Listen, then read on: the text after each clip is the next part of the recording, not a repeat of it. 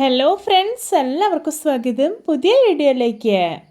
ഇന്ന് ഞാൻ വന്നിട്ടുള്ളത് വളരെ വെറൈറ്റി ആയിട്ടുള്ളൊരു ലഡു റെസിപ്പി ആയിട്ടാണ്. എന്നും പറയുന്ന പോലെ വീഡിയോ കണ്ടിട്ട് ഇഷ്ടപ്പെടുവാണെങ്കിൽ ലൈക്ക് ചെയ്യുക, ഷെയർ ചെയ്യുക, കമൻറ്റ് ചെയ്യുക, ചാനൽ സബ്സ്ക്രൈബ് ചെയ്യാനും മറക്കരുതേ. പിന്നെ ഫേസ്ബുക്കിലൂടെയാണ് വീഡിയോ കാണുന്നതെങ്കിൽ പേജ് ഫോളോ കൂടി ചെയ്യണേ. ഒപ്പം നമുക്ക് നേരെ വീഡിയോയിലോട്ട് പോവാം.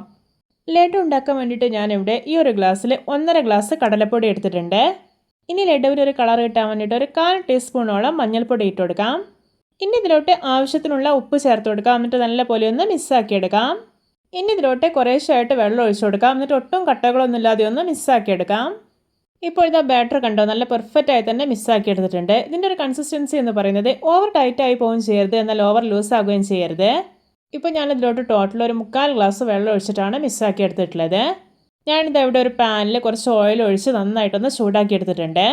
ഇനി റെഡിയാക്കി വെച്ചിരിക്കുന്ന ബാറ്റർ ഉണ്ടല്ലോ, അത് ഇതുപോലെ എണ്ണയിലോട്ടൊന്ന് ഒഴിച്ചു കൊടുക്കാം. ഒരുപാട് അങ്ങ് കട്ടിയിൽ ഒഴിക്കേണ്ട, കുറച്ചൊന്ന് കനം കുറച്ച് ഒഴിച്ചാൽ മതി. അപ്പോൾ ഇതിൻ്റെ ഒരു സൈഡെല്ലാം ഒന്ന് മുരിഞ്ഞ് കിട്ടിയിട്ടുണ്ട്. ഇനി ഇതൊന്ന് തിരിച്ചിട്ട് കൊടുക്കാം.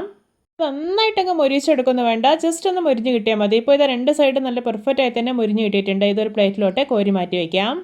ഇതുപോലെ എല്ലാം ചെയ്തെടുത്തിട്ടുണ്ട്. ശേഷം ഞാനിത് ചെറിയ കഷ്ണങ്ങളായിട്ടൊന്ന് മുറിച്ചുകൂടി എടുത്തിട്ടുണ്ട്.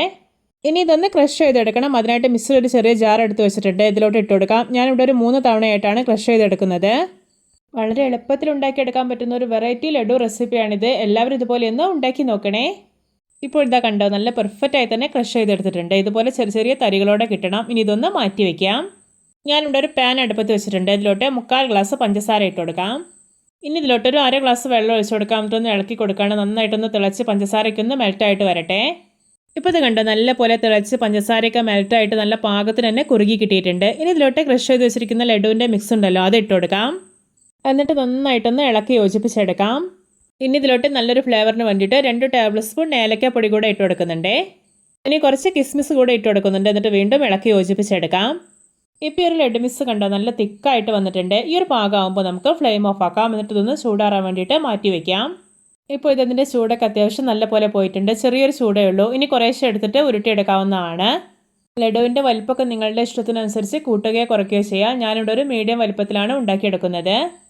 ഇത് നമ്മുടെ രുചികരമായിട്ടുള്ള നല്ല സോഫ്റ്റ് ആയിട്ടുള്ള ലഡു റെഡി. നോക്കിയേ, കാണുമ്പോൾ തന്നെ കൊതി വരുന്നില്ലേ?